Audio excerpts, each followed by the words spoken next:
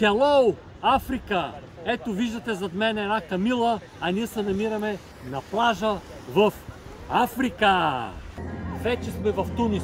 Току-що пристигнахме и аз вече съм по джапанки с волейболна топка и с табла в найлончето Kaufland, като някой пенсионер. Обаче гледайте насам колко е яко. А сега, елате да видите.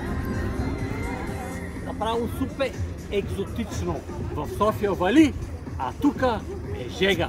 Сега ще ви покажа и плажа. Айде с мен. И само на секунди от басейна вече сме на плажа. Елате да ви го покажа. Ей, тук има някакъв подкрепителен пункт. Ще си взема една фанта и едно вино. Сега разбрахте ли защо ми е волейболната топка? А таблата ми е, за да си сложа краката върху нея. Така да ми е удобно. Сигурен ли си, че това е камила? Да не съм ветеринар. Мале, аз верно съм ветеринар. Забравих от селскостопански техникум Титко Черноколев.